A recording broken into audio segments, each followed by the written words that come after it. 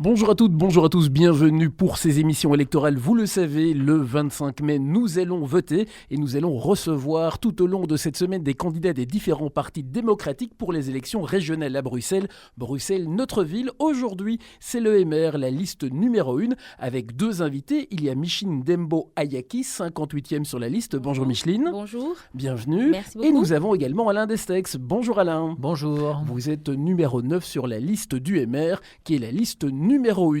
Alors je veux peut-être vous demander, avant que nous ne rentrions dans le vif du sujet, de vous présenter en quelques mots, et évidemment, honneur aux demoiselles. Micheline, en quelques mots, présentez-vous à nos auditeurs. Voilà, vous avez dit, mon nom est Micheline Dembo Ayaki, numéro 58 à la région de Bruxelles, sur la liste numéro 1 du MR. Oui. Je suis économiste auprès des institutions européennes.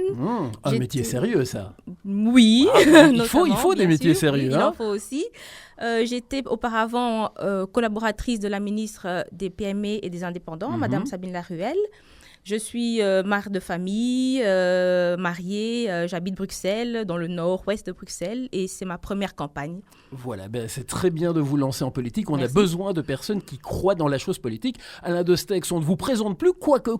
Il y a encore peut-être des personnes qui ne vous connaissent pas. Vous êtes déjà depuis longtemps en politique. En quelques mots, comment vous présenteriez-vous à celles et ceux qui ignoreraient qui vous êtes ? Voilà, je suis médecin et j'ai travaillé 12 ans pour Médecins sans frontières en Afrique et en Amérique latine. Puis à la fin, j'étais le secrétaire général de l'organisation. Donc j'ai passé beaucoup de temps dans cette organisation humanitaire. Et puis c'est vrai, maintenant, ça fait déjà un petit temps que je fais de la politique. Et je me présente au Parlement bruxellois, à la région, donc où j'occupe la place numéro 9. Alors justement, on va parler de notre région de Bruxelles-Capitale. Il y a un volet institutionnel qu'on ne peut pas passer sous silence parce qu'il y a des volontés flamandes, de la NVA pour ne pas la citer, de faire en sorte que Bruxelles soit co-gérée par la Wallonie et par la Flandre. En tant que Bruxellois, que pensez-vous de cela ? Qui veut prendre la parole ?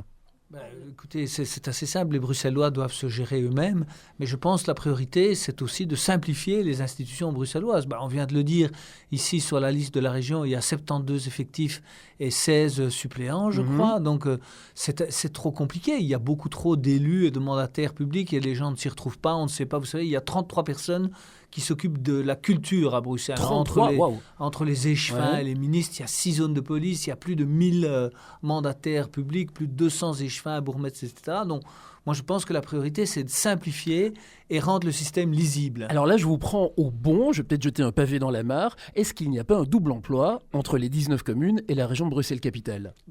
Non, tout le monde tient aux communes. La commune, c'est le niveau le plus proche des citoyens. Mais oui, sans doute, en matière de mobilité, en matière d'urbanisme, en matière d'emploi, il y a probablement des compétences qui devraient être transférées à la région ou des choses qui devraient être mieux organisées. Donc, c'est pas normal que, par exemple, les poubelles dépendent dans une rue de la commune et dans la rue à côté de la région.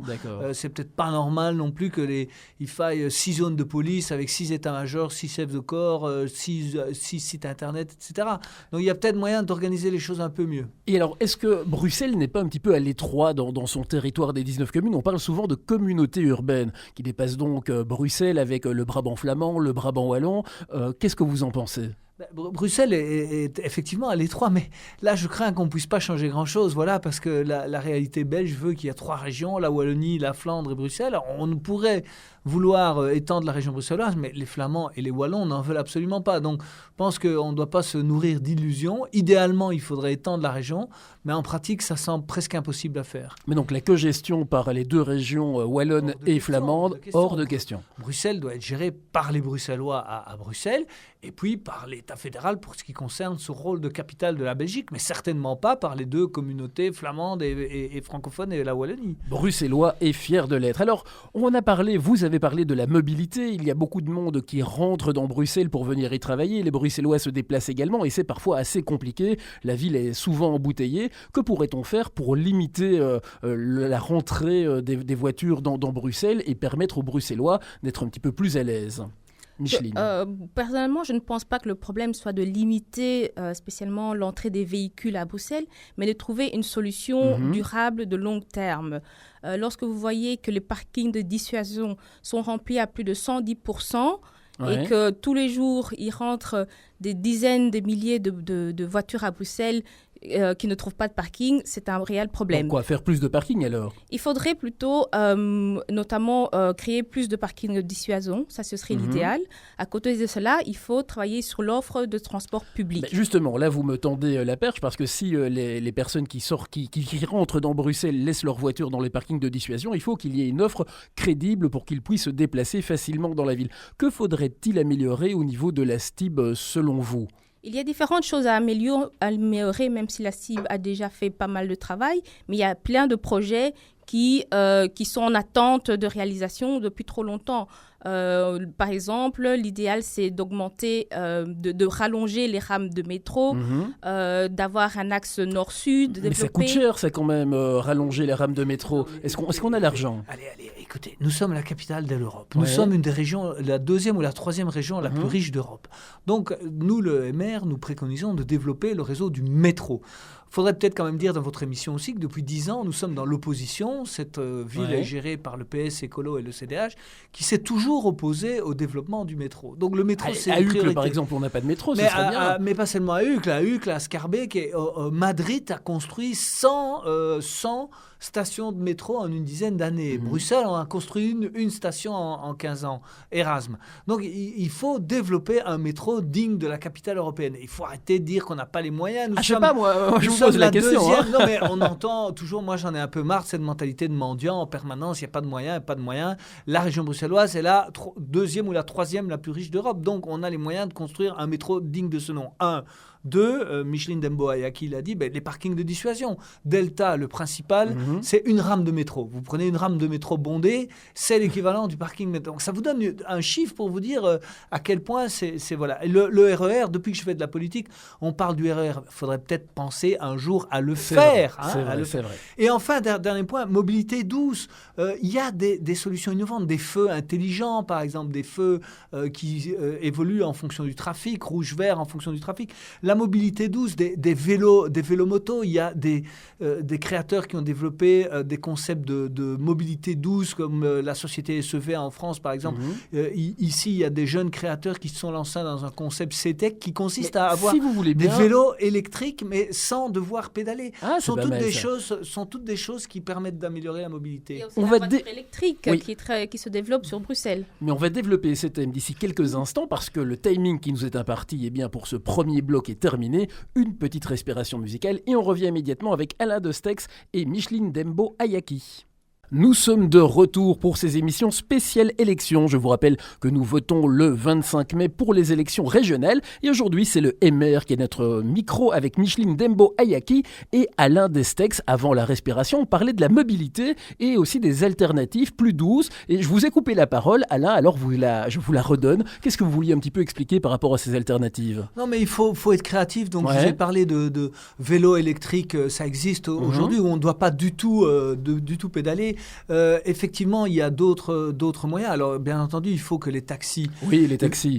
Il faut que les taxis vivent, il faut que les taxis soient correctement rémunérés. Mais là, je vous coupe parce qu'il y a cette polémique actuellement avec Uber. Il y a la région de Bruxelles-Capitale par sa ministre Brigitte Groels qui a intenté une action contre cette société privée qui propose une alternative aux taxis régionaux. Qu'est-ce que vous en pensez? Non, mais écoutez, ce sont des problèmes délicats qu'il est difficile de trancher comme ça en 2 temps, 3 mouvements. Donc, d'un côté, il faut les taxis vivent. D'un autre côté, il faut développer des solutions créatives en matière de mobilité.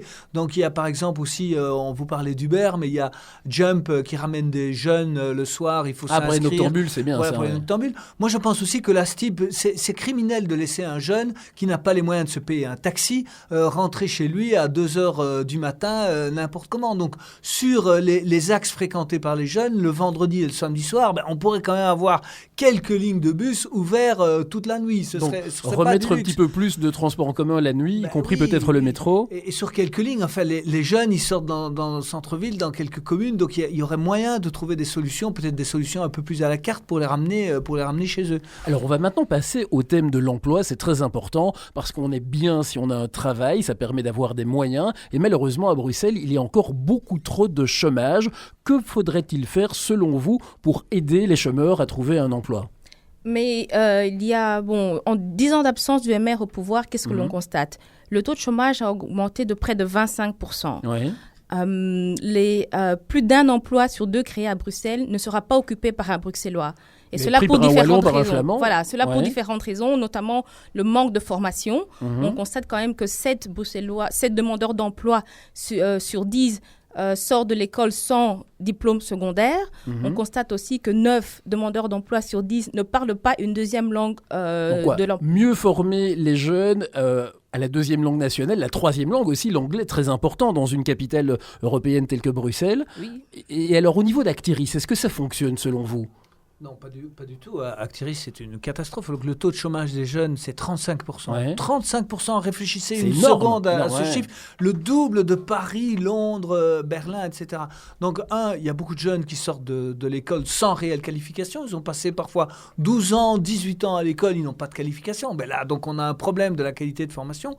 Et puis, Actiris, pour moi, est une agence totalement inefficace. Moi, je vous dis, pour moi, on peut la supprimer et la remplacer, la mettre en concurrence, alors avec d'autres agences publiques ou avec des agences privées. Mais aujourd'hui, avoir autant de jeunes au chômage dans une ville qui offre quand même 650 000 emplois, il y a 650 000 emplois à Bruxelles. À pourvoir, mais c'est fou, c'est Oui, alors... mais Actiris propose un maximum, si vous regardez aujourd'hui le nombre d'offres disponibles sur Actiris, c'est maximum 1500 à 2000. Et les autres, alors, elles sont où ? Et 3000 s'ils comptent celles offertes par la Wallonie et la Flandre. Donc, il y a un vrai problème. Ça veut dire que les employeurs, qu'ils soient publics ou privés, ne font pas confiance à Actiris pour trouver leurs besoins. Alors moi, je vais encore jeter un pavé dans la mare. J'aime bien ça, jeter des pavés dans la mare, non pas pour vous éclabousser, mais pour faire avancer le débat. Alors, dans le cadre de la 6e réforme de l'État, les auditeurs ne le savent pas, mais bientôt, le contrôle des chômeurs sera assuré par la région. Quel est le point de vue du MR par rapport au contrôle des chômeurs qui va être assuré par Actiris, donc la fameuse disponibilité de l'emploi ?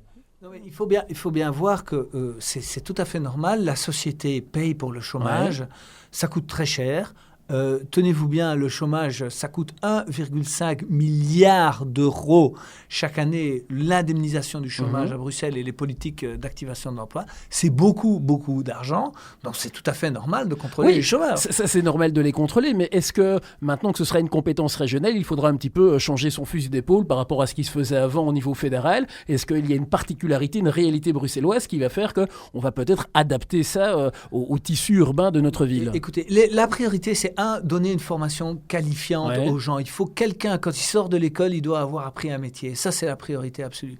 La deuxième priorité, c'est de donner une culture qui donne envie de travailler. Par exemple, quand on fait passer dans les écoles le message, oui, il faut aller t'inscrire à Actiris parce que dans 6 mois, si tu n'as pas de boulot, tu vas avoir des allocations de chômage automatiquement. Je suis désolé. C'est pas ça le bon message qu'il faut faire passer aux jeunes. Il faut faire passer le message, il faut absolument trouver du boulot, soit du boulot salarié, soit du boulot indépendant, soit du boulot indépendant. Mais on fait encore trop passer des messages, voilà, tu vas aller au chômage, tu vas toucher ton argent et c'est tout. Et je pense que quelque chose d'intéressant aussi à noter, une proposition du MR, c'est pourquoi pas charger un ministre qui serait compétent aussi bien de l'emploi que de la formation professionnelle et de l'enseignement. Un seul ministre. Voilà, un seul ministre qui aurait justement cette vue globale de la problématique de l'emploi qui est bien sûr liée à la formation des personnes. Alors, vous avez dit quelque chose, créer son entreprise, devenir indépendant. C'est vrai qu'on a tendance à trouver un job salarié, on est employé, on est ouvrier, mais créer sa propre boîte, ça peut être intéressant. Et donc, est-ce qu'il n'y a pas des aides à donner aux jeunes ou aux moins jeunes qui voudraient créer leur propre société ? Que peut-on faire ? Oui, les aides existent en fait, et c'est peut-être justement ça la difficulté bruxelloise.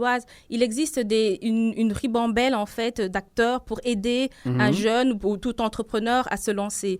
Le problème justement, c'est cette multiplicité d'acteurs et cette diversité font que l'entrepreneur ne s'y retrouve plus. Donc nous, on propose au sein du MR une simplification.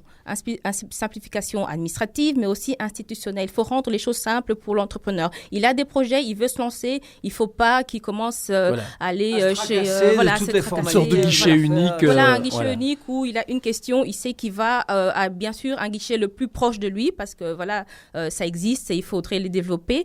Le plus proche de lui, il va à un seul endroit, un guichet unique, il pose toutes ces questions et là, on peut l'aider et ce sera beaucoup plus efficace. Voilà, on va faire maintenant la deuxième pause. Je vous rappelle que nous sommes avec avec le MR, avec Micheline Dembo Ayaki, et c'est promis Alain, avant la fin de l'émission, je lui dirai sans lire mon carton, et Alain Destex, vous êtes respectivement 58e et 9e sur la liste du MR numéro 1. Une petite respiration musicale et on revient d'ici quelques petites minutes. Troisième partie de cette émission spéciale élection, le 25 mai, je vous le rappelle, on vote, c'est important de voter, c'est obligatoire, mais il faut y aller parce que notre région a besoin de vous, vous devez vous exprimer. Aujourd'hui, c'est le MR qui est notre invité, la liste numéro 1 avec Micheline Dembo Ayaki qui est 58e sur la liste et Alain Destex qui est 9e. Est-ce que tout va bien pour vous ? Très bien, merci. Très bien. Je vois que...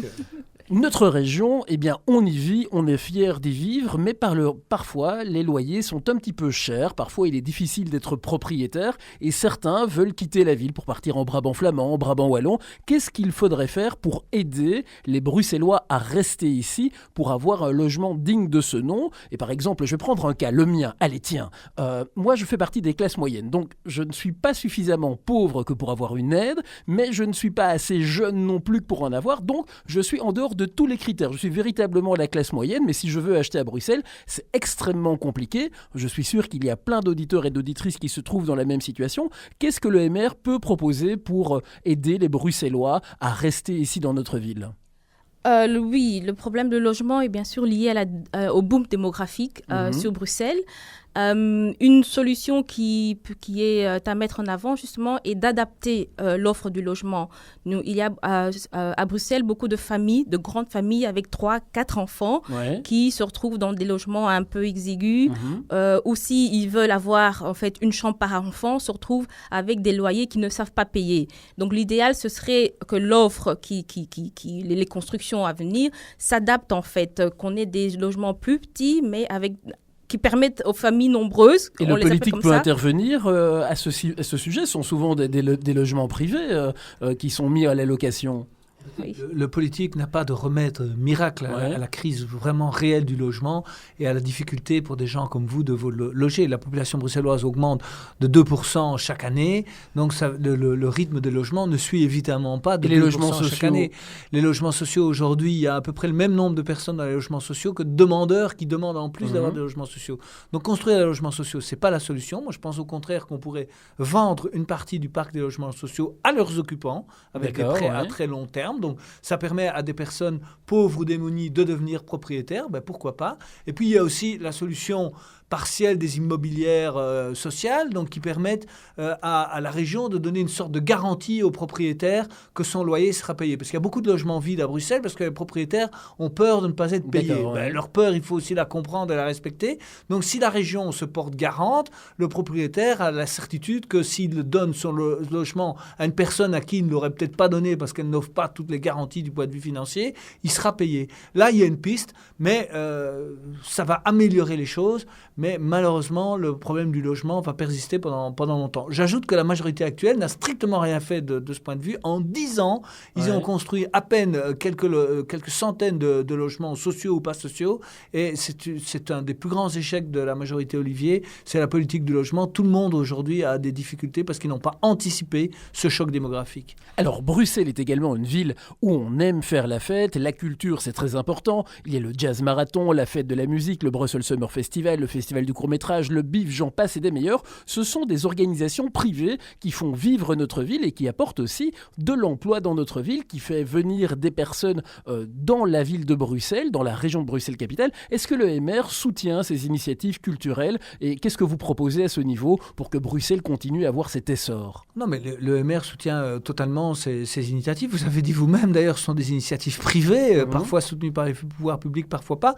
Et donc, justement, les pouvoirs publics doivent soutenir ces initiatives privées. Écoutez, ils doivent les soutenir dans la mesure où elles répondent à une certaine demande de la population, mais elles ne doivent pas être que publiques. Donc je pense que c'est important que ces initiatives, la population montre qu'elle les soutient et qu'elles ne soient pas, comme c'est très souvent le cas dans certains domaines de la culture, parfois dans le domaine du théâtre ou du cinéma ou de la littérature, où les pouvoirs publics subventionnent des films ou des pièces de théâtre que personne ne va voir et qui n'existent que parce qu'elles ont des subventions. Donc là, il faut faire attention.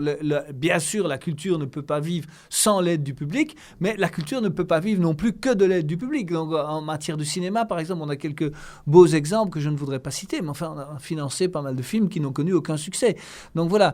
Donc, oui à la culture, oui aux événements culturels, oui aussi peut-être ce qui manque un peu à Bruxelles, c'est parfois des événements culturels de grand prestige. Donc, c'est bien de faire de la culture populaire pour la population, pour tout le monde, etc. Nous soutenons ça, mais il faut aussi rayonner par la qualité. Un exemple. Par exemple, la Monnaie pourrait être encore... C'est une institution de référence. Le Théâtre Royal de la Monnaie, pour les auditeurs. Le Théâtre Royal de la Monnaie. On n'a toujours pas de monument ou de musée. On a le musée Magritte, c'est très bien, mais on n'a pas à mon avis, on n'a pas à Bruxelles un musée ou un monument qui symbolise correctement notre rôle de capitale de l'Europe. On n'a pas des musées... c'est vrai que ce serait pas mal. On n'a pas des musées encore équivalents aux musées qu'on trouve à Paris, Londres ou Berlin, si vous voulez. Même le musée Magritte, qui est formidable, c'est pas tout à fait encore dans cette catégorie. Donc je crois que là, en matière d'offres culturelles, pour un public international, il y a vraiment moyen encore d'être plus ambitieux à Bruxelles. Alors la culture, c'est une chose, le sport, c'en est une autre. Les 20 km de Bruxelles, j'en passe et des meilleurs. Mais il y a aussi une polémique actuellement concernant le nouveau stade national. Est-ce qu'il faut que le stade Roi-Baudouin soit démoli pour aller en refaire un peu plus loin? Écoutez, est-ce que ça a un intérêt? Alors, dans le même esprit, il y a ce plateau du Heysel qui est complètement remis en question. C'est le tourisme, ça, parce qu'il y a Mini-Europe, il y a plein de choses, ça amène plein de monde. Qu'est-ce que vous en pensez, OMR? Qui veut prendre la parole? Micheline, Alain? Je voudrais juste dire un petit point concernant le sport. Le sport est bien sûr une activité très importante, notamment pour les jeunes. Ça leur permet, après une journée d'école, de gérer leur stress. Ça leur permet d'avoir une activité sociale, tout simplement, et tout en prenant soin de leur santé. Et qu'est-ce que l'on constate? Le MR n'était pas au pouvoir, mais quelque chose de si important que le chèque sport a été supprimé, ce qui est très dommage. Donc nous, on est vraiment pour remettre cela afin de permettre aux jeunes et aux personnes qui ont peut-être moins d'argent. Sport, concrètement, pour celles et ceux qui ne savent pas, ça consiste en quoi? Ça donne la possibilité justement à des familles qui ont moins de budget de donner la possibilité à leurs enfants de faire du sport. Avec ce chèque, ils vont aller dans une association. Voilà. Ok, d'accord. Voilà. Un peu comme les titres-services, mais pour le sport. Oui, mais pour le sport. Ok, c'est pas mal ça comme idée. Donc ça, je retiens. C'est très bon. C'était une bonne idée qui avait été lancée d'ailleurs à l'époque par Wilmot. Quand il n'était pas encore, quand il était sénateur et maire et pas entraîneur de l'équipe de football. Mais sur le stade, donc moi je suis très très réservé, vraiment réservé. Le stade Roi-Baudouin a été rénové à grands frais il y a 15 ans. Il faut sans doute le rénover ou le démolir, je ne sais pas, mais je ne pense pas en tout cas que les pouvoirs publics doivent investir dans la rénovation d'un nouveau stade. Donc si le privé veut le faire et payer entièrement pour ça, très bien. Par contre, les besoins en matière d'école, de crèche, de transport public, de mobilité sont tellement énormes à Bruxelles. C'est là-dessus qu'il faut se concentrer. C'est une autre priorité. Eh bien voilà pour cette partie-ci. On revient d'ici quelques petites minutes, juste après une respiration musicale. Nous sommes de retour pour cette émission spéciale élection avec l'EMR qui est notre invité aujourd'hui, avec Micheline Dembo-Ayaki et Alain Destex. Est-ce que tout va bien depuis tout à l'heure ? Tout va bien, d'autant plus que Daniel Vega maintenant arrive à dire Dembo-Ayaki correctement. Ah, vous avez remarqué, voilà, super. Ah bah écoutez, je suis content que vous ayez apprécié le mouvement et qu'on se soit mis dans l'ambiance avec le titre que nous écoutions. On va maintenant parler de sécurité, parce qu'à Bruxelles, il est évidemment important qu'on se sente à l'aise dans notre ville. Il y a parfois ce sentiment d'insécurité, je dis un sentiment, je ne sais pas si c'est avéré ou pas, mais il y a des gens qui ont un petit peu peur parfois. Et qu'est-ce qu'on pourrait faire pour ça ? L'ONU a dit récemment qu'en termes de meurtres, Bruxelles était la capitale d'Europe de l'Ouest où il y avait le plus de morts. Donc Bruxelles est une ville dangereuse. Donc c'est pas simplement un sentiment. Non, c'est une réalité si on la compare à d'autres statistiques. Et en matière de statistiques, d'ailleurs, on est vraiment nul. Si vous tapez police de New York ou de Londres, vous pouvez tout de suite trouver le nombre de crimes, le nombre de viols, de vols de la semaine précédente. Nous, il faut attendre 6 mois pour avoir les statistiques. Moi, je crois une solution simple en matière de sécurité, c'est en France, quand vous faites un délit, vous êtes jugé le jour même ou le lendemain. Parce que vous êtes pris en flagrant délit. Est-ce que ça n'existait pas, ça, le Snellrecht? Non, c'est pas passé au Parlement. Le VLD et le MR étaient pour, mais c'est quand même le bon sens même. Si vous avez un enfant qui fait une grosse connerie, vous le punissez pas 8 mois après, vous le punissez tout de suite. C'est la même chose. Vous volez un sac, vous devez être puni tout de suite, pas 8 mois, 1 an, voire 2 ans après, comme c'est le cas chez nous. Entre-temps, vous avez le temps de récidiver 10 fois et vous n'êtes toujours pas puni. Donc, il faut une justice rapide dans des délits incontestables. Et la plupart des délits, les vols, etc., sont des délits incontestables. Voilà une mesure claire et simple et immédiatement applicable. Voilà, ça c'est une idée claire en tout cas. Merci Alain. Alors l'intégration, c'est aussi important. Se sentir bien dans la ville où l'on habite. Il y a plein de personnes qui viennent de partout. C'est la capitale européenne quand même. Et qu'est-ce que vous pouvez dire par rapport à l'intégration? Qu'est-ce que vous proposez pour qu'elle s'améliore encore plus et plus et plus? Disons qu'il y a beaucoup de choses à faire en termes pour améliorer l'intégration, que ce soit des Européens ou des non-Européens. Nous avons déjà le parcours d'intégration. Je pense que l'apprentissage d'une langue nationale est une première étape lorsqu'on vient vivre à Bruxelles, en Belgique. Ça me semble normal de parler quand même la langue du pays. Oui, mais voilà, ce n'est pas toujours le cas pour tout le monde. Et donc ça, c'est très important d'augmenter l'offre de cours de langue. Ça, c'est une chose. Et quoi, ce serait obligatoire alors qu'on suive un cours de langue, soit le français ou le néerlandais, donc une des deux langues nationales. C'est ça l'idée? Oui, bien sûr. Bien sûr, il ne faut pas toujours voir cette obligation comme de façon négative parce que ce serait vraiment une aide. Toute personne pourrait ou devrait, dans ce cas-ci, apprendre une langue nationale, ce qui lui permettrait justement de s'intégrer dans la société, mais aussi de trouver facilement un emploi, d'inscrire ses enfants à l'école et donc de faire partie de la société de façon pas de ghetto, quoi. Vraiment que tout le monde puisse s'intégrer en parlant de la langue. L'identité, la culture bruxelloise, belge, dans son ensemble. Donc ça, c'est vraiment quelque chose de très important. Et le parcours d'intégration dont Micheline a parlé, donc c'est quelque chose dont n'ont pas voulu les autres partis, mais qui existe aux Pays-Bas et en Flandre, et qui va bientôt exister en Wallonie. Ça veut dire que si vous êtes un nouvel immigrant, vous devez apprendre le minimum des valeurs de la Belgique. Donc par exemple, une des valeurs de la Belgique, c'est l'égalité entre les hommes et les femmes. On sait que pour certaines personnes, c'est pas évident d'avoir fait respecter cette égalité homme-femme. Donc il faut faire comprendre aux nouveaux immigrants, beaucoup le comprennent, le savent déjà, mais pour ceux qui viennent de cultures où éventuellement l'égalité homme-femme ne serait pas respectée, leur dire non, en Belgique, la femme, de même qu'en Belgique, on peut critiquer les religions. Ça fait partie de nos valeurs. Donc il faut non seulement insister sur la langue, mais aussi sur ce qui fait les valeurs de la Belgique. Alors, Bruxelles est la capitale de l'Europe. Nous avons les institutions européennes ici dans notre ville. Qu'est-ce que vous pensez de ce fait européen à Bruxelles en tant que parti émer ?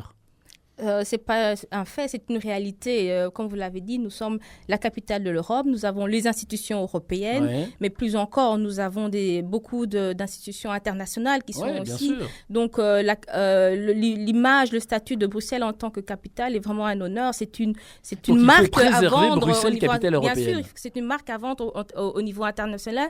Nous sommes reconnus grâce à ça. Donc, il faut vraiment travailler là-dessus. Je pense qu'au MR, notamment, nous avons proposé, en termes d'image, d'avoir une sorte de marque made in Brussels. Donc, ça nous permettait vraiment de se vendre au niveau international, au niveau mondial. Ils ne connaissent pas la Belgique, mais ils connaissent Bruxelles, évidemment. Oui, voilà, oui.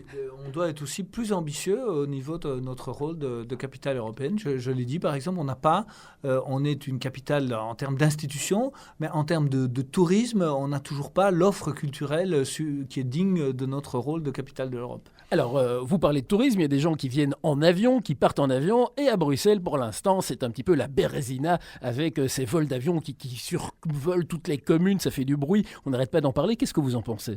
Écoutez, c'est absolument inadmissible ce qui s'est passé. Le ministre Wathelet ou le secrétaire d'État Wathelet a adopté un plan tout seul qu'il a signé, parce que j'entends dire que ce n'est pas le cas, mais c'est lui qui a signé, c'est son plan, et il a reporté une grande partie des vols au-dessus de zones densément peuplées. Ça ne se fait dans aucune autre grande capitale au monde. Les avions ne survolent pas Paris, Londres ou Berlin. Et ce plan doit tout simplement cesser, être modifié, et il faut répartir les vols vers les zones moins densément peuplées. C'est le bon sens même. On ne peut pas rester comme ça. On ne peut pas rester comme ça. C'est une affaire absolument ridicule. Ça devient une histoire belge. Monsieur Wathelet doit changer son plan. S'il ne peut pas le changer avant les élections, il faut immédiatement, après les élections, changer ce plan. Mais on ne peut pas continuer comme ça. Alors, on va terminer avec un sujet qui nous tient à cœur, puisque nous sommes une radio privée indépendante.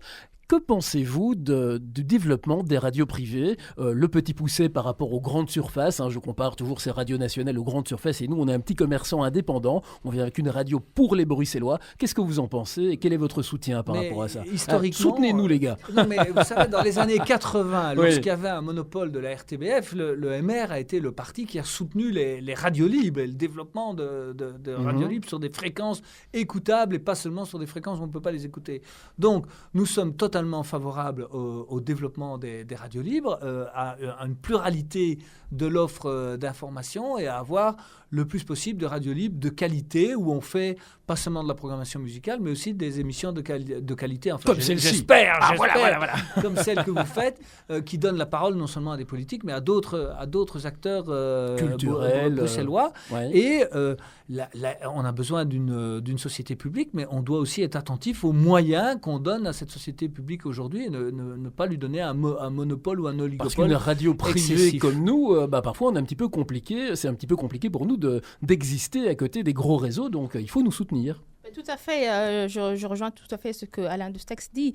Ce qui est important, en fait, notamment en termes de culture, c'est que beaucoup d'artistes qui sont moins connus, ils n'ont pas spécialement accès aux grands médias. Justement, grâce à des radios indépendantes, vous venez avec une nouvelle offre, vous touchez un public différent. Ça permet justement de répondre à la demande. Donc, nous soutenons tout à fait. Eh bien, merci Micheline Demboya Ayaki. Vous êtes 58e, ça je regarde quand même le petit carton sur la liste du MR, la liste numéro 1, Alain Destex, vous êtes 9e. Je vous laisse en 2 secondes le mot de la fin. Il est pour vous. Qui veut prendre la parole ? Moi, je n'ai qu'une chose à dire. Donc, le 25 mai, votez pour le bon sens. La liste numéro 1, liste MR.